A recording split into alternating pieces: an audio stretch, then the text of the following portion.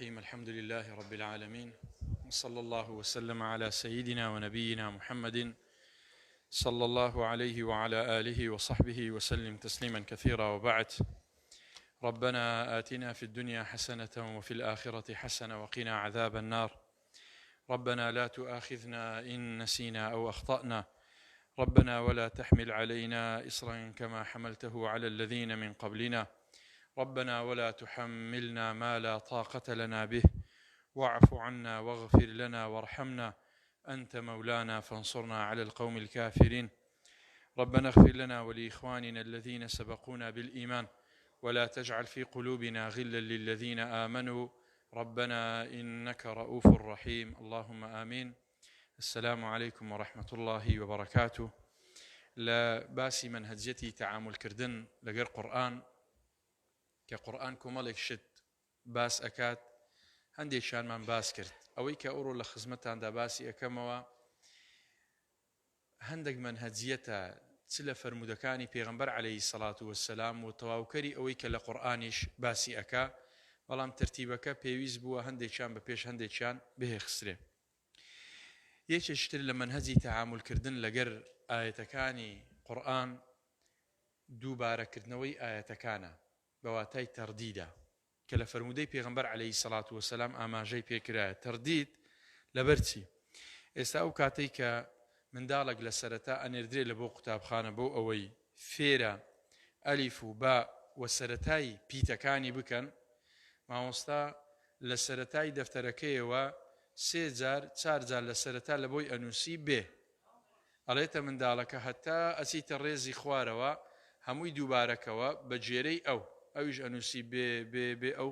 خەتەی کە تەواو کرد ستونە دێتە عەمودی دووەم، عەمودی سێم، عەمودی چارەم. ئەگەر حیساب بکەی ئەگەر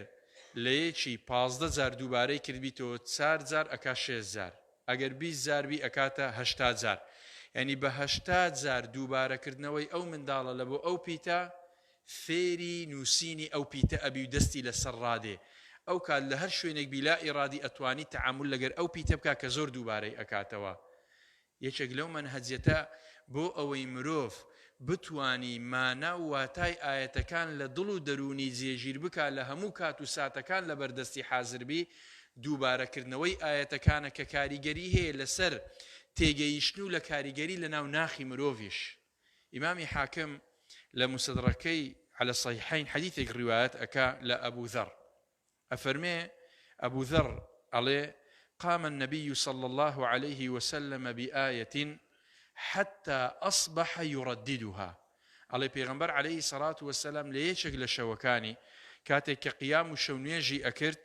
أفرمي كاتك كدسي بيكرت بنويجكا أفرمي تنها يك آيتي دوبارة أكردوا حتى بربيان يجي بياني بسرداهات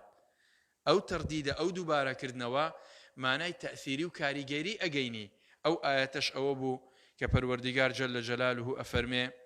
إن تعذبهم فإنهم عبادك وإن تغفر لهم فإنك أنت العزيز الحكيم. بحقيقة شكاتي كمروف أو آيات أخويني توا جاري دوم وجاري سيم وجاري ديم وجاري بيستم هل لاي بخوجري لبروي آياتك بشوازي مانا بشوازي دارشتني بلاغي وها دار إجرايا كاريجري دروز أكا. إن تعذبهم فإنهم عبادك أجر سزايان بدي أوانا عبدي تون وبندي تون آية أكري كسك عبد وبندي خوي بقاتا حدي عبداياتي سزاي بدات. وإن تغفر لهم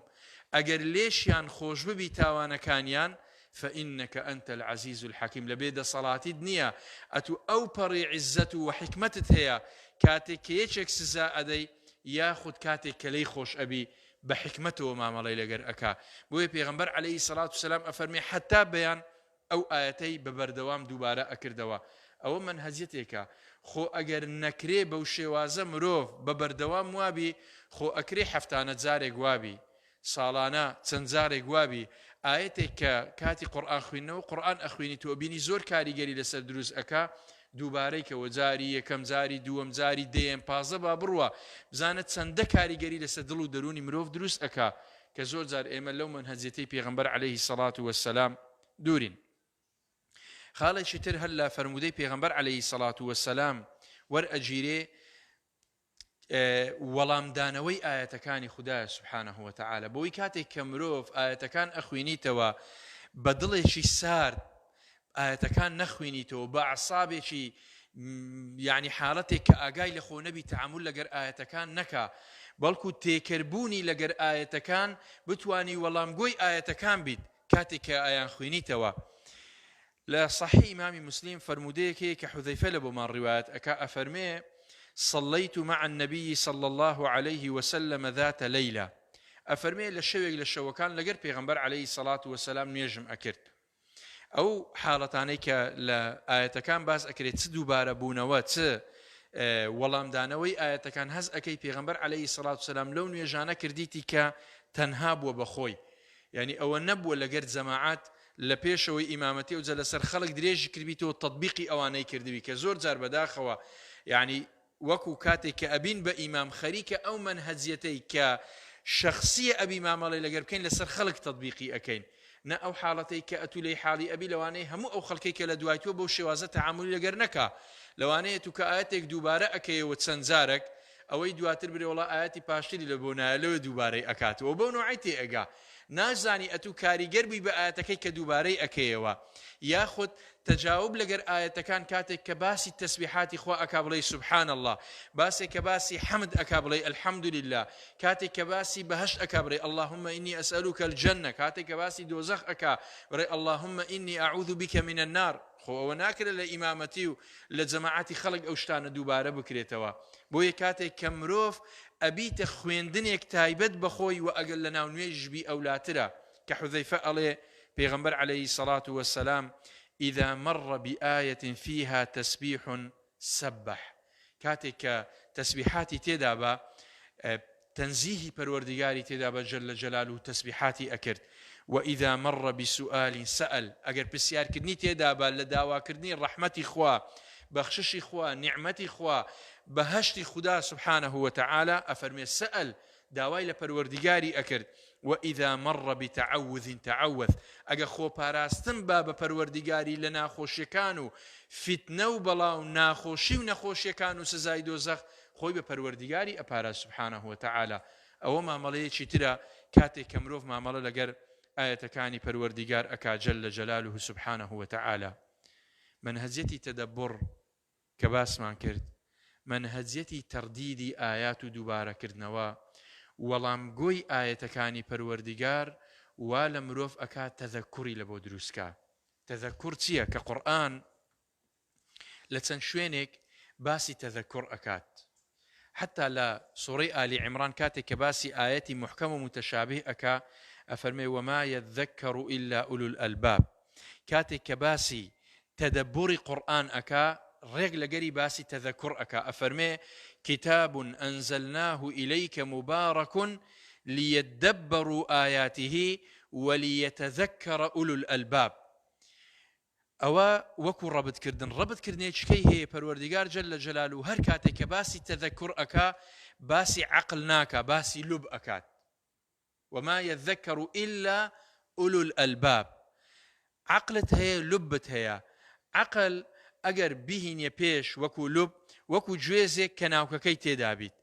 پەلکەکەی سەری بە عەقلەکە بشوبهێندرێ ناوکەکەی بە لوبەکە بشوبهێندرێ بەواتای تەذەکوور پێویستی بە عەقل نییە بەڵکو پێویستی بە کاکڵی عەقڵە بۆ ئەوەی مامەڵە لەگەر ئاەتەکان بکا عەقڵ مامەڵە لەگەر یەک ئاەت ئەکات تەذەکوور عەفو لوب تەعامل لەگەر هەموو ئاەتەکانی قورئان ئەکا کاتێک کە مرۆڤ هەوڵی لەگەر ئەدا عقل کاتێک کە مرۆڤ ئاەتەکان ئەخوێنیتەوە لەوانەیە تعقلی ئاەتەکە بکات تێی بگا بەڵام ناوەڕۆکی ئاەتەکە و ڕەبتکردنی لەگەر ئاەتەکانی دیکە لەوانەیە زۆر کەس ئەو تەذەکوڕەی نەبی لە بەرامبەر بە قورئان بۆیە قورئان ئەفەرمێ کو تەدەبڕ هەیە بە عەقل کە تەعاملی لەگەر ئەکرێ بە هەمان شێوە تەذەکوریش ئەبی بە لوبی عەقل تەعامل و مامەڵەی لەگەر بکرێ ئەو کات مانایەکان ئەگەینی بۆیە زۆر جاری وا هەیە مرۆڤ هەندێک حکم ئەدا زۆر بە هەڵە ئەیدا بەبێ ئەوەی ئاگاداری ئاەتەکان بیکەوە ئیشی تەذەکوڕە تەذەکوور کۆتا مەرتەبەی منهەجەتی تەعاملە لەگەر قورئان یعنی ئەگەر لە ئەدناوە پێیدا بڕۆی لە بۆ ئەعلا ئەدنای قیڕائەیە لوسطي تلاوة وتدبرة بلام لا أعلاي تذكرة كهمو كز ناقاته أو مرتبة كسيك أقاتي لإسلامتي ما بي ألين بلاي اجتهاد ككسيك بيته مجتهد للايني حلال وحرام كحكم ورأقري لآية كان تذكرش أو بلاي كمروف بقراءة أو تدبر تلاوة كدسي في أكا لمن هزي تعامل لأخير نقطة أقاتة تذكر بان منكتان لبو باسكم زور زار أو بابتك باس أكريت بحقتك آية كان ليك أديو معناها كناقيني لقرآن خواهي جل جلاله كاتك باسي مسألة خوشويستي أكا باسي حب أكا باسي ودش أكا ود لهمش وين كان كباسي أكا پروردگار جل جلاله لمسلمان لقر بباوران بباسي بباوري محارب أكات باوردي أديك كبباورك محارب نبيت مسلمان نبي ومحارب نبي لو أنا پروردگار جل جلاله أفرميت اليوم أحل لكم الطيبات وطعام الذين أوتوا الكتاب حل لكم وطعامكم حل لهم والمحصنات من المؤمنات والمحصنات من الذين أوتوا الكتاب من قبلكم آفرتاني أهل كتاب أفرمي لبو إيه وحلالا إيه باش أهل كتاب ولسر ديني خوشي مايتوا مسلمانك ديهينيت خيزاني تيش أخي سدوش تعارض أكا يكميان پروردگار جل جلاله ڕێگە بەوەدا کە ئافرەتێک بینی ئەهلی کتابی لەسەر ئاینی خۆشی مایتەوە لە شوێنێک تریش ئەفەرمێ ومن آياته أن خلق لكم من أنفسكم أزواجا لتسكنوا إليها وجعل بينكم مودة ورحمة ئەفەرمێ خێزانەکانتان لە بۆ سوکنە و ئارامی و مەوەدە و ڕەحمەتی لە نێوان دروست کردینە ئەو زەوەرە جەمع بکە لە بینی ئەو خۆشەویستیە لە بۆ ئەو لەگەر ئەو ئاەتە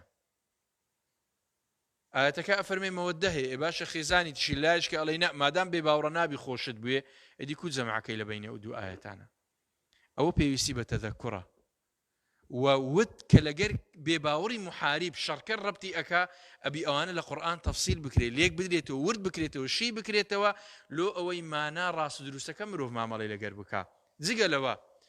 مەراتیبی حب خۆشەویستی لە قورئان تەمەشا بکەن وشەکان کە بەکاردەینی خولت هەیە حبت هەیە ودت هەیە غەرامت هەیە شەغەفت هەیە ئەوانە هەموو وشەن هەر یەکێک لە شوێنێک مانایەک ئەدا جگە لەوی دیکە مانای ئەدا ناشکرێ هیچیان مانای وەکو یەک نییە ئەو ڕەبتانە کاتێک کە هەر هەموو دێتە لای یەک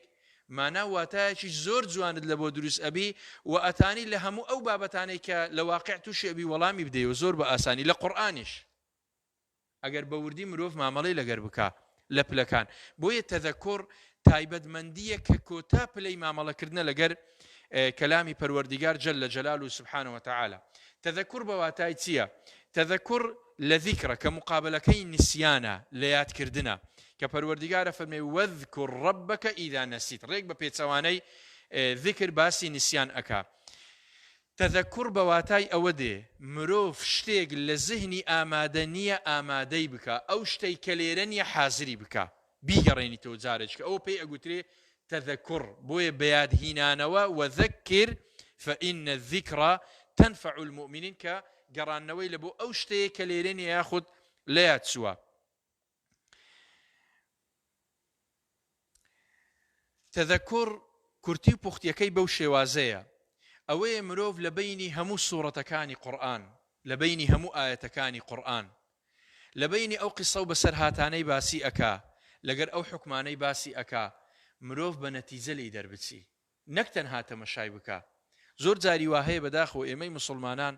لە هەندێک شت تووشی ئیشکالات ئەبین کەچی قورئان زۆر بە وازەحی باسی کردیە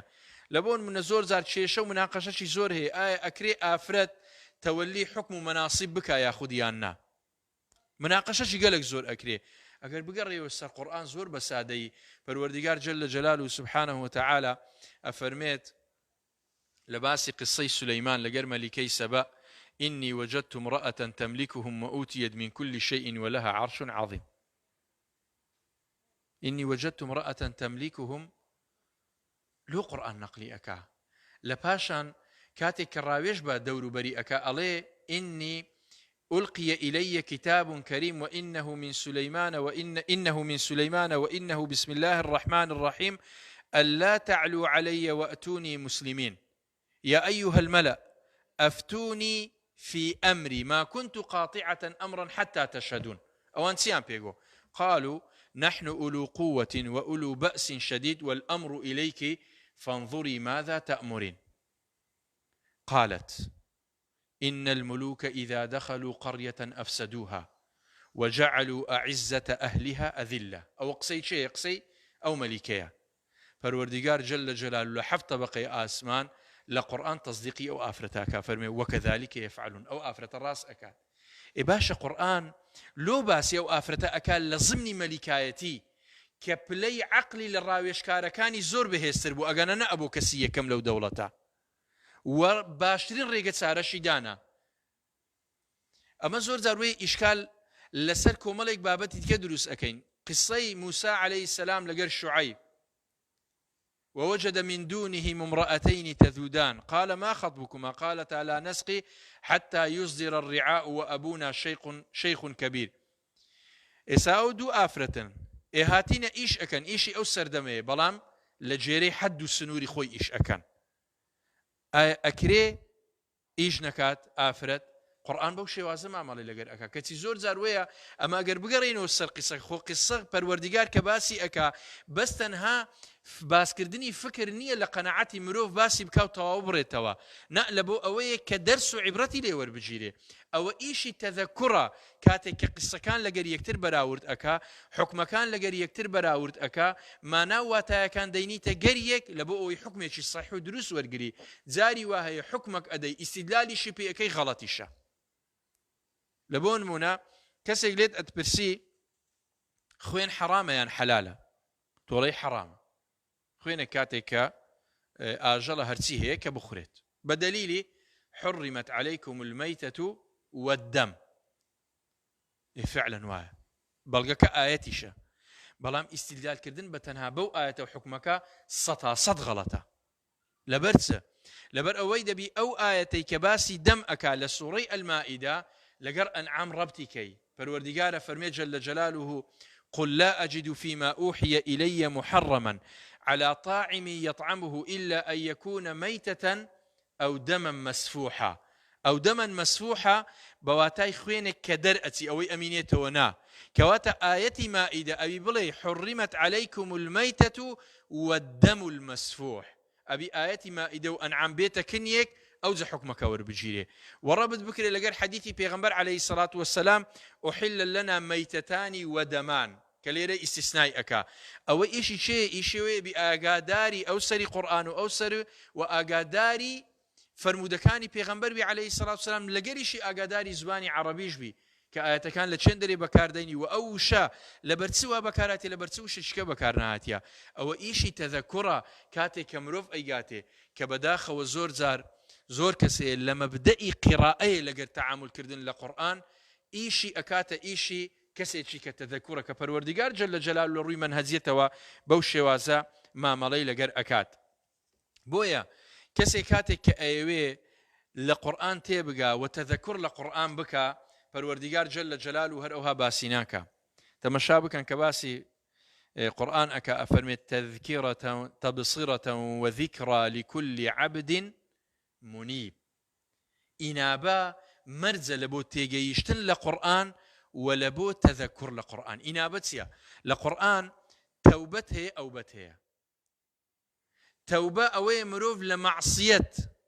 توبة أكا أقريتوا بلام إنابا لمعصية نية أوي مروف تقصيره لعبادة كان أقريته لاي پروردگار جل جلاله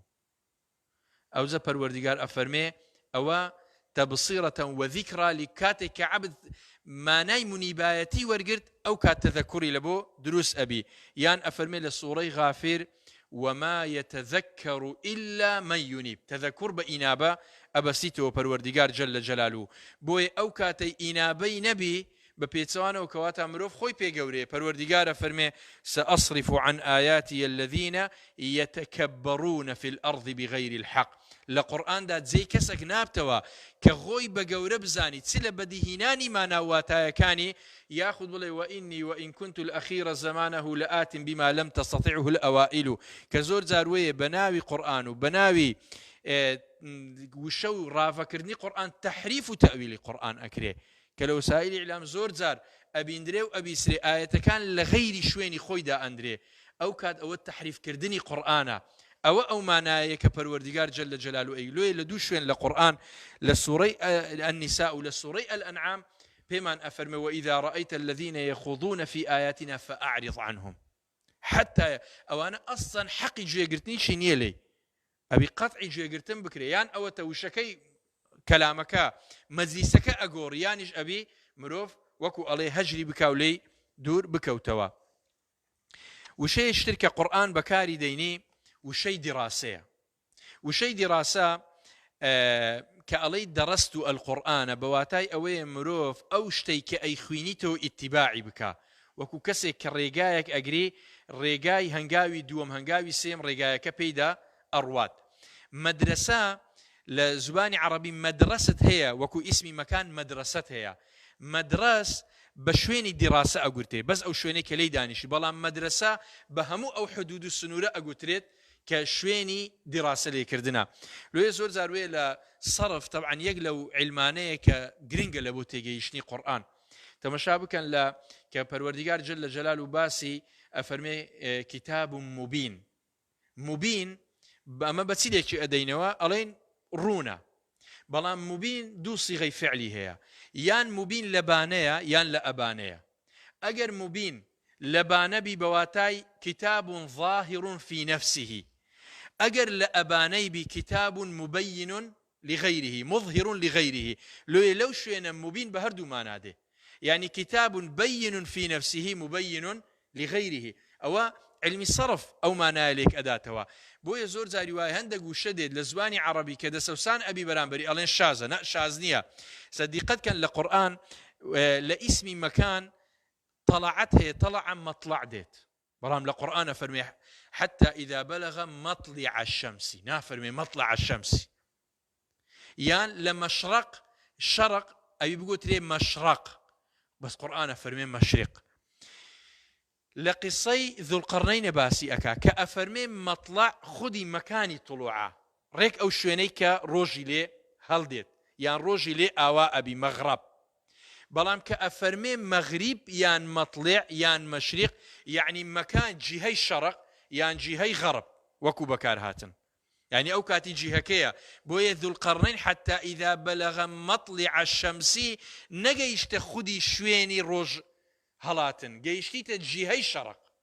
بوية وشكا كاتك بوش وازة تفسير أكري زور جوازة لويك مروف أقاداري زانستك نبي لوية قرآن تندها شوينة هي لروي معاملة كردن لروي صرفة پروردگار جل جلاله وبيغمبر فرمي وضائق به صدرك أن كيف يشترك باسي مهم شيء وضائق به صدرك باسم فاعل دهيني ضيقنا فرمي وضيق به صدرك لبرتي لبر أوي ضيق صفي مشبهة بيني معناي استمراريتي تدايا يعني ببردوام ضلي توشي زيقته ليلا ناكي بلام كأفرمي الضائق نا أفرمي أو ضيقته كاتية ديو لباشان وقتك دي نامينت زانا وشكاني قرآن سنبا زواني معناها كان وشكان بكاردني كاتك بدروستي معاملو تعاملي لقر أكري بوية دراسة حتى مدراس بو ما لا أقتريت البيت الذي يدرس فيه القرآن مدراس أبو إمامي كتاني لكتاب التراتيب الإدارية باسكا يعني عزيبة أشتي باسي أكا ألي لناو مدينة كبيغمبر عليه الصلاة والسلام لمدينة بو مالك هبو شوينك بي أقترا بيتي مدراس أو بكتزولة كان تيدا كو أبنو دراسي توراتيان أكت ولا بيغمبرش عليه الصلاة والسلام أقادار وريش بيدابون لناو مدينة مالك هبو بي أقترا مدراس اليهود أكا لتراتيب إداري مدراسك بواتاي شويني دراسة كردن حتى ألين إدريس عليه السلام لو بيقترا إدريس لبروي أوندي دراسي كلامي پروردگار كدي جل جلاله ناوين درايا إدريس بوي حقيقتي برين دروستي مادي درسا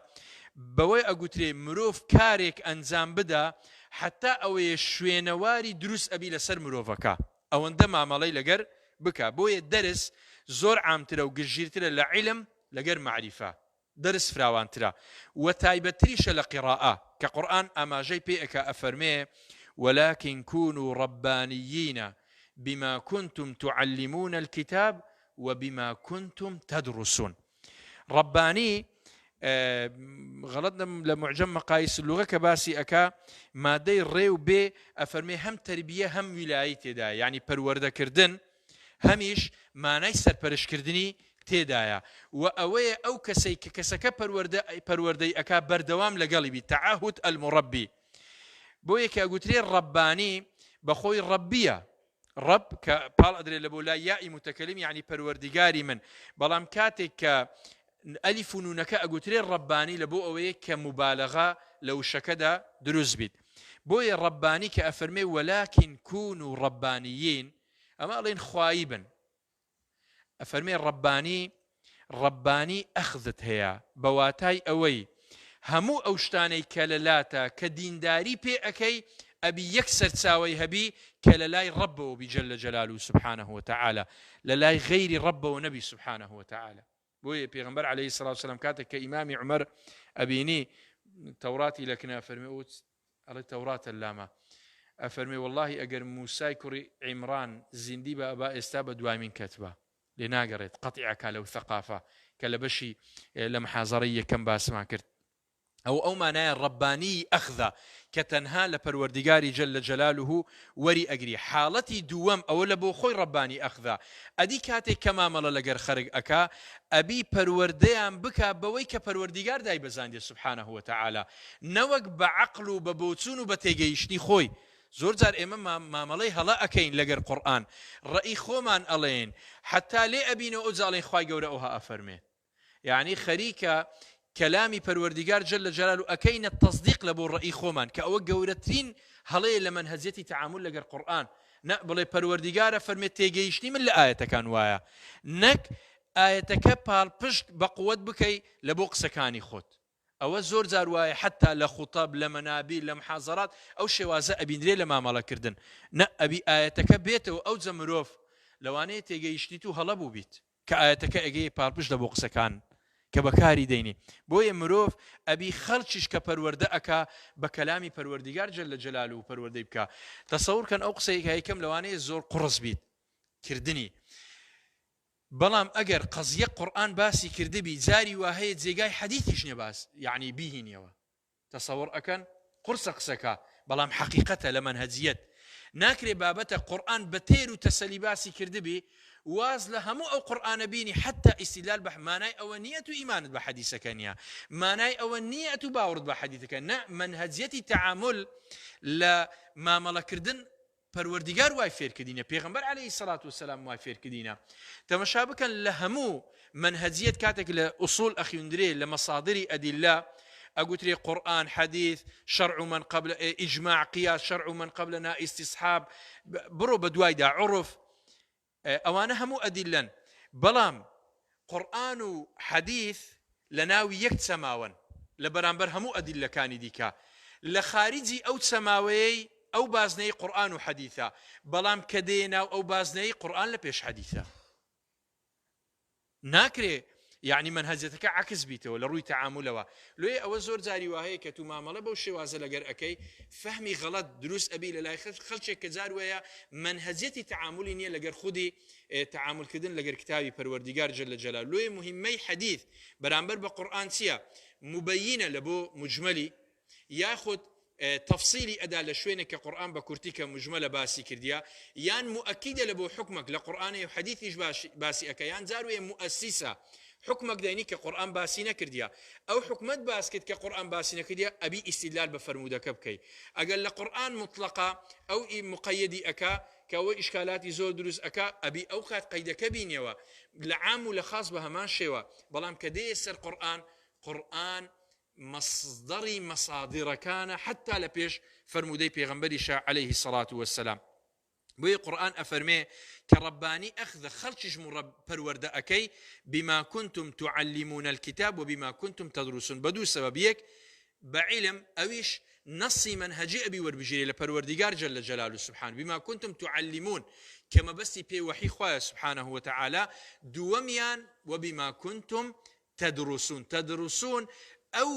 وردکردنەوەی کە مرۆڤ بەهۆی تیلاوە و تەذەکوڕ و لە قورئان لێی ورد ئەبیتەوە و مامەڵەی لەگەر ئەکا. تدرسون وشەی دیڕاسە لە چییە؟ ئەها دەڕاسە هەیە پێی ئەڵێن دەڕاسە کە گەنم ئەدووریتەوە نییە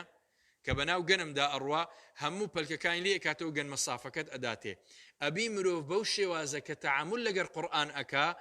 مامەڵەی لەگەر قورئان بەو شێوازە بە قورئاندا وڕە پوختە و خاڵیس و پاک و ڕاست و دروستەکە وەربگریت نەک بەمانای ئەوەی قورئان غەیری ئەوەی تێدا بینا جاروێ فەهمی مرۆڤەکە بە هەڵە مامەڵەی لەگەر ئەکات لەگەر خودی کەلامەکە کە پەروەردیگار جل لە جەلال و باسی ئەکا ئەوە لە قورئان لە فەرمودەی پێغەمبەریش عەلەیهی سەڵات وسەلام ئەو مەنهەجیەتە باس ئەکا ڕێک ئەوەی کە زۆر جار لەو مەراکز و بنکانە تەعامل لەگەر ئەکرێ ئەوەی یەک لە مەنهەجە دروستەکانە ئەویش ئەیە کە پێغەمبەر عەلەیهی سەڵات وسەلام ئەفەرمێ لە صەحیح مسلم مەجتەمع قەوم في بيت من بيوت الله يتلون كتاب الله ويتدارسونه فيما بينهم ويتدارسونه ريك بما كنتم تعلمون الكتاب وبما كنتم تدرسون إشي فردينيا بتنها بيك كزنيا أبي مجموعك بن دابنيشن أو حلقة بصورته آية كان دراسة بكري بهر همويان بقنا ما نواتاي دروس لآية كاني پروردگار جل جلاله كقرآن هم من هذه الشخصية أداته وهم من هذه زماعيد أداته لك ما ملكردن لقر قرآن زۆر درێژیناکەم و تەنها یەکدوو بابەت مایە بە کورتی باسی ئەەکەمیەکیان لەوانە تەخسیسە ئەوەیە کە مرۆڤ ئاەتەکان ئەخوێنیتەوە بڕێ ئەو ئاەتان لە گەرمنیتی زۆر جاروێ مە ئاەتەکان ئەخوێنەوە بەس لەسەر خەرچی تەطبیقی ئەکەین ئەدی خۆمان ئەوەل جار مرۆڤ کە ئاەتەکان ئەخوێنیتەوە بێ بەڵێ قورئان لۆی قورئانە فەرمێ وەذکروا نعمة الله عليكم